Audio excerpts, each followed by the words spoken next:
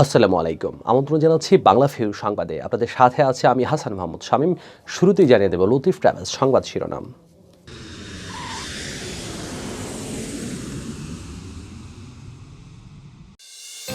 জলবায়ু পরিবর্তন শীর্ষ সম্মেলনে যোগ দিতে গ্লাসগো পৌঁছেছেন প্রধানমন্ত্রী শেখ হাসিনা।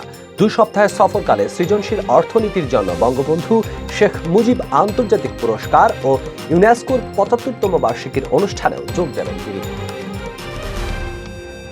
সিলেটে জালালাবাদ গ্যাসের উচ্চ চাপ বিশিষ্ট সঞ্চালন লাইনের উপর নির্মিত স্থাপনা উচ্ছেদে অভিযান।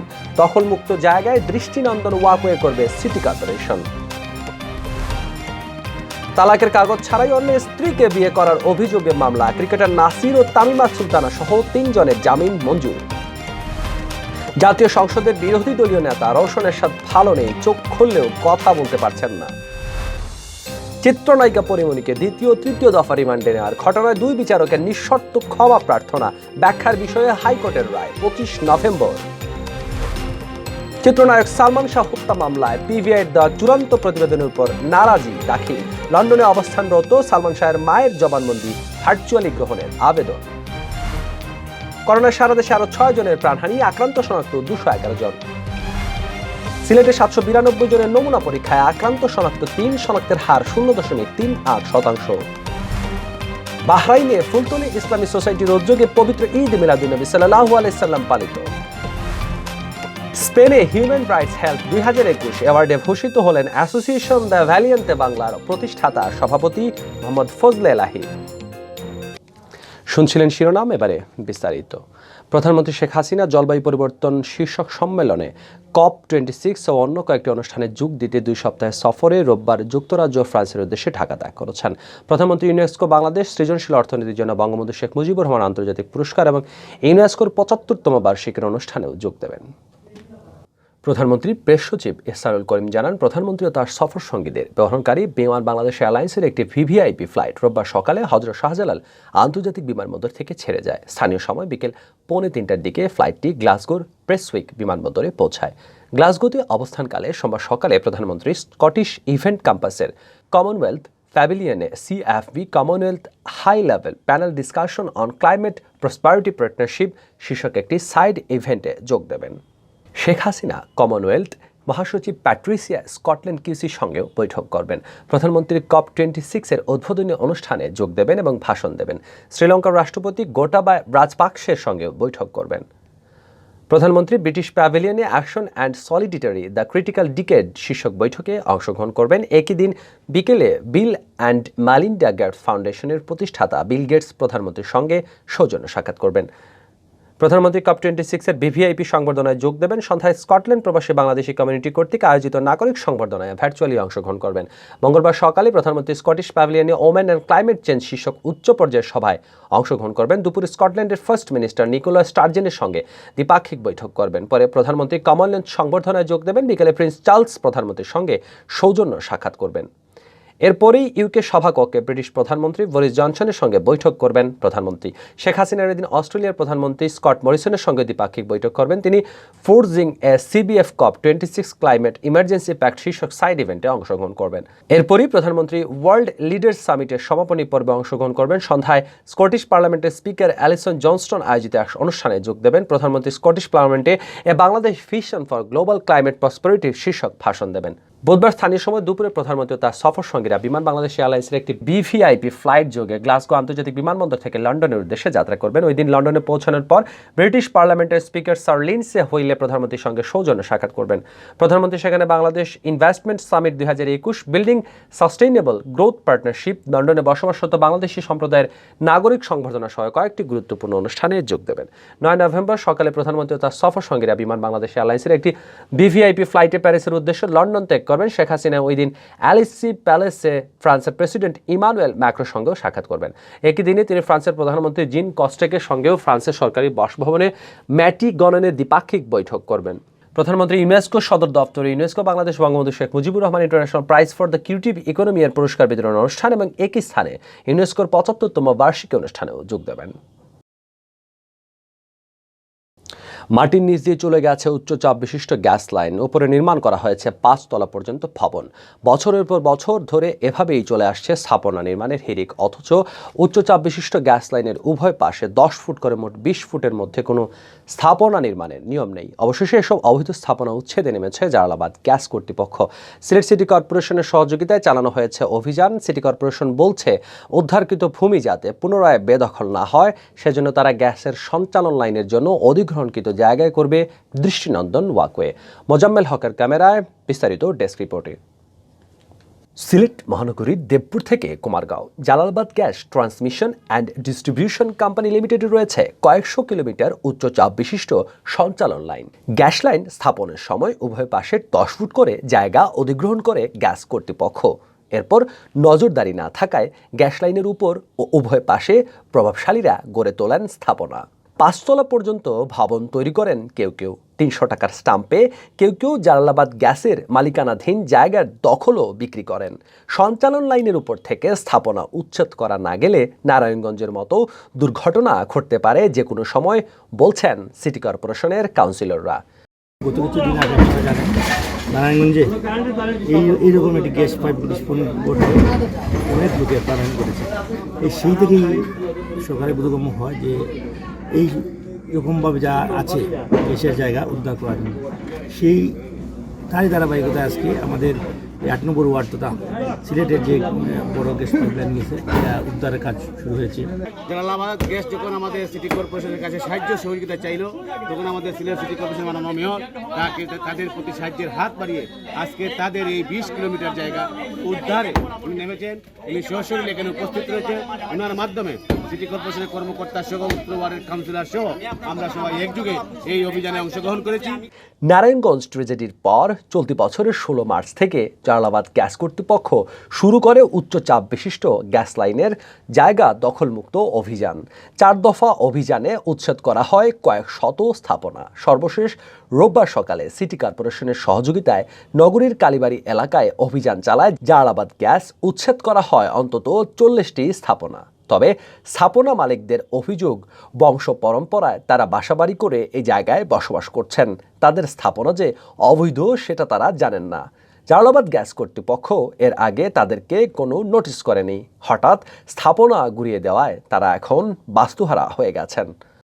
পাইপ গেছে আপনার এই 10-15 বছর আগে, তো এ সময় ভাঙ্গি হইল, এখন ভাঙ্গি হচ্ছে। আগে মেন যে পাইপ এইটা গেছে আপনার অনেক আগে, আমার জন্মর আগে, তো আমরা জানি না এইদিকে গেছে করে। তার বাদে এসে খবর পেলাম এইদিকে গেছে, তাই আমরা বলছি আচ্ছা ঠিক আছে আমরা সাইডা দিব, পাসপোর্ট করে দিলাম, আমরা গরিব মানুষ, আমার জায়গায় এই জায়গায় আছে 7 ডিসিমিল জায়গা। তবে জালালাবাদ গ্যাস কর্তৃপক্ষ বলছে এর আগে অনেকবারই নোটিশ দেওয়া হয়েছে। কেউ কেউ স্বেচ্ছায় তাদের স্থাপনা সরিয়ে নিয়েছেন, আর যারা স্বেচ্ছায় সরাননি তাদের স্থাপনা অভিযান চালিয়ে উচ্ছেদ করা হচ্ছে। এদিকে উচ্ছেদ অভিযানের পর ফের যাতে গ্যাসের মালিকানাধীন জায়গা দখল না হয় সেজন্য বিশেষ পরিকল্পনা নিয়েছে সিলেট সিটি কর্পোরেশন। কর্পোরেশনের মেয়র আরিফুল হক চৌধুরী জানান, বালুচর থেকে কুমারগাঁও পর্যন্ত 10 কিলোমিটার জায়গা থেকে অবৈধ স্থাপনা উচ্ছেদের পর সেখানে দৃষ্টিনন্দন ওয়াকওয়ে নির্মাণ করা হবে। ওয়াকওয়ের উভয় পাশে করা হবে বাগান, যাতে পুনরায় কেউ এই জায়গা দখল করতে না পারে। এই রাস্তাটাকে আমরা সম্পূর্ণরূপে ফ্রি করে মানুষের চলাচলের একটা ব্যবস্থা হয়ে যাবে, অবৈধ স্থাপনা উচ্ছেদ হয়ে যাবে এবং ওয়াকওয়ের একটা বিশাল প্রায় 10 কিলোমিটার 10 থেকে 12 কিলোমিটার এখানে অবৈধ স্থাপনা, বিল্ডিং, দোকান, পার্ক। তো আমি গত সপ্তাহে এসেছিলাম, জালালাবাদ গ্যাসের এরাও ছিল, আমি সবাইকে বলছি, পাবলিক আমাকে বলছে যে তারা ছেড়ে দিচ্ছে না। দখলমুক্ত জায়গা যাতে পুনরায় প্রভাবশালীদের দখলে চলে না, সে ব্যাপারে জালালাবাদ গ্যাস সিটি কর্পোরেশন দ্রুত উদ্যোগ নেবে এমন প্রত্যাশা নগরবাসীর। ক্রিকেটার নাসির হোসেন তামিমা সুলতানা তাম্মি সহ 3 জনকে জামিন মঞ্জুর করেছেন আদালত। জামিনপ্রাপ্ত অপর আসামি হলেন তামিমার মা সুমি আক্তার। 10,000 টাকা মুচলেকায় জামিন মঞ্জুর করা হয়েছে। রোববার ঢাকা মেট্রোপলিটন ম্যাজিস্ট্রেট মোহাম্মদ জসিমের আদালতে এই 3 আসামি তাদের আইনজীবীর মাধ্যমে স্বেচ্ছায় আত্মসমর্পণ করে জামিনের আবেদন করেন। উভয় পক্ষের শুনানি শেষে বিচারক জামিন মঞ্জুরের আদেশ দেন। রোববার সকাল 10:30টায় তারা আদালতে হাজির হন। এরপরই তাদের পক্ষে জামিনের আবেদন করা হয়। এর আগে গত 30 September police bureau of investigation PBI একটি প্রতিবেদন দাখিল করে। প্রতিবেদন আমলে নিয়ে বিচারক তাদের আদালতে উপস্থিত হওয়ার জন্য আজকের দিন ধার্য করেন। গত 24 ফেব্রুয়ারি ডিভোর্স পেপার ছাড়াই অন্যের স্ত্রীকে বিয়ে করার অভিযোগে ক্রিকেটার নাসির হোসেন এবং তামিমা সুলতানা তাম্মির বিরুদ্ধে করা মামলাটি পিবিআইকে তদন্তের নির্দেশ দেন আদালত। ঢাকা মহানগর হাকিম মোহাম্মদ জসিমের আদালতে তামিমার সাবেক স্বামী রাকিব হাসান বাদী হয়ে মামলা করেন। রাকিবের আইনজীবী অ্যাডভোকেট ইরশাদ হাসান ওই সময় বলেছিলেন 2011 সালে 26 ফেব্রুয়ারি বাদী রাকিব হাসানের সঙ্গে 1 নম্বর আসামি তামিমা সুলতানের ইসলামী শরীয়ত মোতাবেক 3,01,000 টাকা দেন মোহরে বিয়ে এবং রেজিস্ট্রি হয়। বিয়ের পর থেকে তারা স্বামী স্ত্রী হিসেবে সংসার করতে থাকেন। তাদের তোবা হাসান নামে এক মেয়ে রয়েছে যার বর্তমান বয়স 8 বছর। মামলা সূত্রে আরও জানা যায় তামিমা পেশায় একজন কেবিন ক্রু। তিনি সৌদি এয়ারলাইন্সে কর্মরত রয়েছেন। চাকরির সুবাদে তিনি 2020 সালে 10 মার্চ সৌদিতে গিয়েছিলেন। মহামারীর কারণে জরুরি অবস্থা সৃষ্টি হলে সেখানেই অবস্থান করেন। এ সময় ফোন এবং সোশ্যাল মিডিয়ার মাধ্যমে রাকিবের সঙ্গে তার যোগাযোগ হতো। মামলায় বলা হয় চলতি বছরের 24 ফেব্রুয়ারি তামিমার সঙ্গে ক্রিকেটার নাসিরের কথিত বিয়ের ছবি সামাজিক যোগাযোগ মাধ্যমে ছড়িয়ে পড়ে। পরে তা বাদী রাকিবের নজরে আসে। বাদী এই ধরনের ছবি দেখে হতবাক হয়ে যান। পরবর্তীতে পত্রিকায় এ বিষয়ে সংবাদ দেখে তিনি ঘটনার বিষয়ে নিশ্চিত হন। এছাড়া তাদের গায়ে হলুদ ও বিয়ে পরবর্তী সংবর্ধনা অনুষ্ঠান যথাক্রমে 17 ও 20 ফেব্রুয়ারি সম্পন্ন হয়, যা ইতিমধ্যে বিভিন্ন সংবাদে প্রকাশিত হয়েছে। মামলার অভিযোগে আরও বলা হয় তামিমা বাদীর সঙ্গে বিয়ের সম্পর্ক চলমান থাকা অবস্থায় নাসিরের সঙ্গে বিয়ে বন্ধনে আবদ্ধ হন। নাসির বাদীকে ফোন করে জানান যে সম্পূর্ণ বিষয়টি সম্পর্কে তিনি অবগত এবং তার নিকট তামিমা আছেন। বাদীর সঙ্গে বিয়ের সম্পর্ক চলমান থাকা অবস্থায় তামিমার নাসিরকে বিয়ে করা বা যা ধর্মীয় এবং রাষ্ট্রীয় আইনে সম্পূর্ণ অবৈধ। আসামিদের এরূপ অনৈতিক এবং অবৈধ সম্পর্কের কারণে বাদী ও তার শিশুকন্যা মারাত্মকভাবে মানসিক বিপর্যস্ত হয়েছেন। জাতীয় সংসদের বিরোধী দলীয় নেতা ও জাতীয় পার্টির প্রধান পৃষ্ঠপোষক রওশন এরশাদ ভালো নেই। ঢাকার সম্মিলিত সামরিক হাসপাতালে সিএমএইচের আইসিইউতে চিকিৎসাধীন এই রাজনীতিকের শারীরিক অবস্থা অপরিবর্তিত রয়েছে। মাঝে মধ্যে চোখ খুললেও কারো ডাকে তিনি সাড়া দিচ্ছেন না। রোববার সকাল 11টার দিকে এরশাদ ট্রাস্টি বোর্ডের চেয়ারম্যান কাজী মামুনুর রশিদ হাসপাতালে রওশন এরশাদের শারীরিক অবস্থার খোঁজ নিয়ে বের হওয়ার সময় সব তথ্য জানান। এদিন শাহতাজ আরব এরিককে নিয়ে রওশন এরশাদকে দেখতে হাসপাতালে যান বিদিশা সিদ্দিক। কাজী মামুনুর রশিদ বলেন, ম্যাডাম কথা বলতে পারছেন না, তবে আমাদের কথা শুনছেন। আমাদের কথা শুনে উনি কাঁদলেন। এরশাদ পুত্র রাহবির আল মাহি সাদ চিকিৎসকদের বরাত দিয়ে গণমাধ্যমকে জানান তার মায়ের ফুসফুসে কার্বন ডাই অক্সাইডের পরিমাণ ধীরে ধীরে কমছে। আগের চেয়ে ভালো, তবে তিনি খুব ক্লান্ত। চোখ খুলছেন। বার্ধক্যের কারণে তিনি বেশি দুর্বল হয়ে পড়েছেন। নিয়মিত স্বাস্থ্য পরীক্ষার জন্য গেল 14 আগস্ট সিএমএইচে গেলে পরীক্ষা নিরীক্ষার পর চিকিৎসকরা রওশন এরশাদের ফুসফুসে অস্বাভাবিক মাত্রায় কার্বন ডাই অক্সাইডের উপস্থিতি পান। তখন তার অক্সিজেন স্যাচুরেশনও কম ছিল। ওই দিনই তাকে হাসপাতালে ভর্তি করা হয়। সেখানে ফুসফুসে কার্বন ডাই অক্সাইডের স্বাভাবিক মাত্রা 50 থেকে 60 থাকার কথা, সেখানে তার ছিল 200-এরও বেশি। তবে তার করোনা ও ডেঙ্গু পরীক্ষার ফল নেগেটিভ আসে। অবস্থার অবনতি হলে 16 আগস্ট তাকে আইসিইউতে নেওয়া হয়েছিল। সে সময় বেশ কিছুদিন তিনি আইসিইউতে ছিলেন। পরে আইসিইউ থেকে গত 25 আগস্ট তাকে সিএমএইচের অফিসার্স ফ্যামিলি ওয়ার্ডের ভিভিআইপি ক্যাবিনে স্থানান্তর করা হয়। শারীরিক অবস্থার ফের অবনতি ঘটলে গত 20 অক্টোবর আবার আইসিইউতে নেওয়া হয় 78 বছর বয়সী এই রাজনীতিককে। চিত্রনায়িকা পরিমণিকে দ্বিতীয় তৃতীয় দফা রিমান্ডে পাঠানোর ঘটনায় 2 বিচারকের ব্যাখ্যার বিষয়ে আগামী 25 নভেম্বর রায় দেবেন হাইকোর্ট। রোববার বিচারপতি মোস্তফা জামান ইসলামের নেতৃত্বাধীন হাইকোর্ট বেঞ্চ রায়ের জন্য এই দিন ধার্য করেন। আদালতে পরিমণির পক্ষে শুনানি করেন অ্যাডভোকেট মোহাম্মদ মুজিবুর রহমান। 2 বিচারকের পক্ষে শুনানি করেন অ্যাডভোকেট আব্দুল আলিম মিয়া জুয়েল। এর আগে সকালে চিত্রনায়িকা পরিমণিকে দ্বিতীয় এবং তৃতীয় দফা রিমান্ডে পাঠানোর ঘটনায় লিখিত ব্যাখ্যায় 2 বিচারক দেবব্রত বিশ্বাস ও আতিকুল ইসলাম নিঃশর্ত ক্ষমা প্রার্থনা করেন। ব্যাখ্যায় তারা বলেন, অনিচ্ছাকৃত ভুল হয়েছে, এজন্য নিঃশর্ত ক্ষমা প্রার্থনা করছি। গত 28 সেপ্টেম্বর চিত্রনায়িকা পরিমণিকে দ্বিতীয় ও তৃতীয় দফা রিমান্ডে পাঠানোর ঘটনায় 2 বিচারক দেবব্রত বিশ্বাস ও আতিকুল ইসলামকে পুনরায় লিখিত ব্যাখ্যা দিতে নির্দেশ দেন হাইকোর্ট। এর আগে গত 14 সেপ্টেম্বর চিত্রনায়িকা পরিমণিকে দ্বিতীয় ও তৃতীয় দফা রিমান্ডে পাঠানো নিম্ন আদালতের ওই 2 বিচারকের দাখিল করা ব্যাখ্যায় ক্ষোভ প্রকাশ করেন হাইকোর্ট। আদালত বলেছেন, লিখিত ব্যাখ্যায় তারা হাইকোর্টকে শিক্ষা দিয়েছেন। আমরা এই ব্যাখ্যায় সন্তুষ্ট নই। বিচারকদের ব্যাখ্যায় হাইকোর্টকে আন্ডারমাইন করা হয়েছে বলেও মন্তব্য করেন আদালত। ওই দিন চিত্রনায়িকা পরিমণিকে দ্বিতীয় ও তৃতীয় দফা রিমান্ডে পাঠানো 2 বিচারক আদালতের কাছে ক্ষমাও চেয়েছিলেন। চিত্রনায়িকা পরিমণিকে দফায় দফায় রিমান্ড মঞ্জুরের ঘটনায় গত 2 সেপ্টেম্বর সংশ্লিষ্ট বিচারকদের কাছে ব্যাখ্যা চান হাইকোর্ট। পরিমণির মামলার তদন্ত কর্মকর্তাকে তলব করেন হাইকোর্ট। এছাড়া পরিমণির বিরুদ্ধে বনানী থানায় দায়ের করা মাদক মামলা সব নথি ও মামলার কেস ডকেটও তলব করা হয়। বিচারপতি মোস্তফা জামান ইসলাম ও বিচারপতি KM জাহিদ সারোয়ার কাজলের হাইকোর্ট বেঞ্চ ওই দিন এই আদেশ দেন। আদালতে আবেদনের পক্ষে শুনানি করেন আইনজীবী ZI খান পান্না ও সৈয়দ নাসরিন। গত 29 আগস্ট উচ্চ আদালতের রায় না মেনে মাদক মামলায় চিত্রনায়িকা পরিমণিকে বারবার নেওয়া রিমান্ড চ্যালেঞ্জ করে হাইকোর্টে আবেদন করা হয়। আবেদনে পরিমণিকে রিমান্ডে নেওয়ার ক্ষেত্রে উচ্চ আদালতের রায় না মানার অভিযোগ আনা হয়। আইন ও সালিশ কেন্দ্রের পক্ষে অ্যাডভোকেট সৈয়দ নাসরিন এই আবেদন দায়ের করেন। চিত্রনায়ক সালমান শাহ হত্যা মামলায় police bureau of investigation PBI দেয়া চূড়ান্ত প্রতিবেদনের উপর নারাজি দাখিল করেছেন বাদীপক্ষের আইনজীবী ফারুক আহমেদ। রোববার ঢাকার মেট্রোপলিটন ম্যাজিস্ট্রেট মামুনুর রশিদের আদালতে এই নারাজি দাখিল করা হয়। একই সঙ্গে মামলার বাদী সালমান শাহর মা নীলা চৌধুরী লন্ডনে অসুস্থ থাকায় ভার্চুয়ালি তার জবানবন্দি গ্রহণের জন্য আবেদন করেন আইনজীবী। গত বছরের 6 ফেব্রুয়ারি আদালতে 600 পৃষ্ঠার প্রতিবেদন জমা দেন মামলার তদন্ত কর্মকর্তা পিবিআই এর পুলিশ পরিদর্শক সিরাজুল ইসলাম। 1996 সালের 6 সেপ্টেম্বর মারা যান চিত্রনায়ক চৌধুরী মোহাম্মদ শাহরিয়ার ইমন ওরফে সালমান শাহ। সে সময় এ বিষয়ে অপমৃত্যুর মামলা দায়ের করেছিলেন তার বাবা প্রয়াত কমরুদ্দিন আহমদ চৌধুরী। পরে 1997 সালের 24 জুলাই ছেলেকে হত্যা করা হয়েছে অভিযোগ করে মামলাটিকে হত্যা মামলায় রূপান্তরের আবেদন জানান তিনি। অপমৃত্যু মামলার সঙ্গে হত্যাকাণ্ডের অভিযোগের বিষয়টি একসঙ্গে তদন্ত করতে সিআইডিকে নির্দেশ দেন আদালত। 1997 সালের 3 নভেম্বর আদালতে চূড়ান্ত প্রতিবেদন দেয় সিআইডি। প্রতিবেদনে সালমান শাহর মৃত্যুকে আত্মহত্যা বলে উল্লেখ করা হয়। ওই বছরের 25 নভেম্বর ঢাকার সিএম আদালতে চূড়ান্ত প্রতিবেদন গৃহীত হয়। সে সময় সিআইডির প্রতিবেদন প্রত্যাখ্যান করে তার বাবা কমরুদ্দিন আহমদ চৌধুরী রিভিশন মামলা দায়ের করেন। 2003 সালের 19 মে মামলাটি বিচার বিভাগীয় তদন্তে পাঠান আদালত। এরপর প্রায় 15 বছর মামলাটি বিচার বিভাগীয় তদন্তে ছিল। 2014 সালের 3 আগস্ট ঢাকার সিএমএম আদালতের বিচারক বিকাশ কুমার সাহার কাছে বিচার বিভাগীয় তদন্তের প্রতিবেদন দাখিল করেন মেট্রোপলিটন ম্যাজিস্ট্রেট ইমদাদুল হক। এই প্রতিবেদনে সালমান শাহর মৃত্যুকে অপমৃত্যু হিসেবে উল্লেখ করা হয়। 2014 সালের 21 ডিসেম্বর সালমান শাহর মা নীলা চৌধুরীর ছেলের মৃত্যুতে বিচার বিভাগীয় তদন্ত প্রতিবেদন প্রত্যাখ্যান এবং ওই প্রতিবেদনের বিরুদ্ধে নারাজি দেওয়ার আবেদন করেন। 2015 সালের 10 ফেব্রুয়ারি নীলা চৌধুরী ঢাকা মহানগর হাকিম জাহাঙ্গীর হোসেনের আদালতে বিচার বিভাগীয় তদন্ত প্রতিবেদনের বিষয়ে নারাজি আবেদন দাখিল করেন। নারাজি আবেদনে উল্লেখ করা হয় আজিজ মোহাম্মদ ভাই সহ 11 জন তার ছেলে সালমান শাহর হত্যাকাণ্ডে জড়িত থাকতে পারেন। মামলাটি এরপর র্যাব তদন্ত করে, তবে র্যাবের তদন্তের আদেশের বিরুদ্ধে রাষ্ট্রপক্ষ 2016 সালের 19 এপ্রিল মহানগর দায়রা জজ আদালতে একটি রিভিশন মামলা করে। 2016 সালের 21 আগস্ট ঢাকার বিশেষ জজ 6 এর বিচারক ইমরুল কায়েস রাষ্ট্রপক্ষের রিভিশনটি মঞ্জুর করেন এবং র্যাবকে মামলাটি আর তদন্ত না করার আদেশ দেন। এরপর থেকে মামলাটি তদন্তের দায়িত্বে আছে পিবিআই। রাজধানী সহ সারা দেশে করোনা ভাইরাসে আক্রান্ত হয়ে গেলে 24 ঘন্টায় 6 জনের মৃত্যু হয়েছে। তাদের মধ্যে পুরুষ 2 জন ও নারী 4 জন। তাদের সবাই সরকারি হাসপাতালে মারা যান। এ নিয়ে ভাইরাসটিতে মৃতের সংখ্যা বেড়ে দাঁড়ালো 27,868 জনে। গেল 24 ঘন্টায় সরকারি ও বেসরকারি 833টি ল্যাবরেটরিতে 17,058টি নমুনা সংগ্রহ, 17,226টি নমুনা পরীক্ষা করা হয়। এ নিয়ে করোনা আক্রান্ত রোগী শনাক্ত করতে 1,03,49,870টি নমুনা পরীক্ষা করা হলো। গত 24 ঘন্টায় নমুনা পরীক্ষায় নতুন 211 জন রোগী শনাক্ত হয়। এ নিয়ে সর্বমোট শনাক্ত রোগীর সংখ্যা দাঁড়ালো 15,69,539 জনে। দেশে গত বছরের অর্থাৎ 2020 সালের 8 মার্চ প্রথম করোনা আক্রান্ত রোগী শনাক্ত হয়। আজ পর্যন্ত সর্বমোট নমুনা পরীক্ষার ভিত্তিতে শনাক্ত রোগীর হার 15.16%।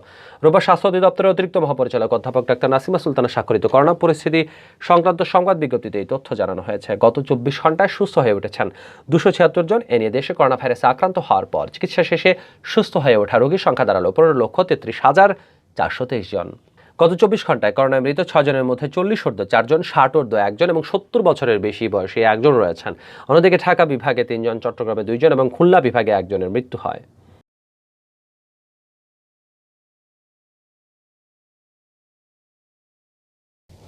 সিলেট বিভাগে গেল 24 ঘন্টায় 792 জনের নমুনা পরীক্ষা করে 3 জনের দেহে করোনা শনাক্ত হয়েছে। নমুনা পরীক্ষা বিবেচনায় শনাক্তের হার 0.38%। ওই সময় আক্রান্ত হয়ে কেউ মারা যাননি। রোববার সিলেট বিভাগীয় স্বাস্থ্য পরিচালকের কার্যালয়ে করোনা সংক্রান্ত দৈনিক প্রতিবেদন থেকে এই তথ্য জানানো হয়েছে। প্রতিবেদনে বলা হয়, সব মিলে সিলেট বিভাগে করোনায় আক্রান্ত রোগীর সংখ্যা বেড়ে দাঁড়িয়েছে 54,874 জনে। এর মধ্যে সিলেট জেলায় 28,968 জন, সুনামগঞ্জে 6,245, হবিগঞ্জে 6,649 এবং মৌলভীবাজারে 8,163 জন রয়েছেন। এদিকে বিভাগে এখনও পর্যন্ত করোনায় মারা গেছেন 1,175 জন। এর মধ্যে সিলেট জেলার 864 জন, সুনামগঞ্জের 73, হবিগঞ্জের 48 এবং মৌলভীবাজারের 72 জন রয়েছেন। এমএজি ওসমানী মেডিকেল কলেজ হাসপাতালে মারা গেছেন 118 জন। যথাযোগ্য ধর্মীয় মর্যাদা ও ভাব গাম্ভীর্যের মধ্য দিয়ে পবিত্র ঈদ মিলাদুন্নবী উপলক্ষে ফুলতলী ইসলামী সোসাইটি বাহরাইন শাখার উদ্যোগে আলোচনা সভা ও দোয়া মাহফিল অনুষ্ঠিত হয়েছে। শনিবার স্থানীয় সময় রাত 9টায় পবিত্র কোরআন তেলাওয়াতের মধ্য দিয়ে সংগঠনের সভাপতি মোহাম্মদ রশিদ আহমদ চৌধুরীর সভাপতিত্বে এবং সংগঠনের সাধারণ সম্পাদক নুরুল ইসলামের সঞ্চালনায় আলোচনা সভা অনুষ্ঠিত হয়। এতে উপস্থিত ছিলেন আজাদুর রহমান আজাদ, মোহাম্মদ শফিকুর রহমান, মোহাম্মদ শরফুদ্দিন, আবুল কাশেম, হাফেজ, কারি আব্দুল শহীদ, নাজিমুদ্দিন, কারি সাব্বির আহমদ, আব্দুল সত্তার, মোহাম্মদ লিটন, আমান সাহিদ, টুয়েল আহমদ, সামাদ বিয়া, মাতাব হোসেন, হালিমুদ্দিন সহ সংগঠনের নেতৃবৃন্দ। এ সময় নেতৃবৃন্দরা বলেন, আমরা সবাই অত্যন্ত ভাগ্যবান, কারণ আমরা সর্বকালের সর্বশ্রেষ্ঠ নবী হযরত মুহাম্মদ সাল্লাল্লাহু আলাইহি সাল্লামের উম্মত হয়ে এই পৃথিবীতে আসতে পেরেছি। আমরা যদি আমাদের নবী হযরত মুহাম্মদ সাল্লাল্লাহু আলাইহি সাল্লামের দেখানো পথে চলতে পারি, তাহলে আখিরাতে আমাদের জন্য জান্নাত কবুল হয়ে যাবে। আলোচনা শেষে দেশ ও জাতির কল্যাণে মহামারী করোনায় আক্রান্ত হয়ে যারা মারা গেছেন তাদের আত্মার মাগফিরাত কামনায় বিশেষ মোনাজাত করা হয়। পরে অতিথিদের আপ্যায়নের মধ্য দিয়ে আলোচনা সভা ও দোয়া মাহফিলের সমাপ্তি ঘটে।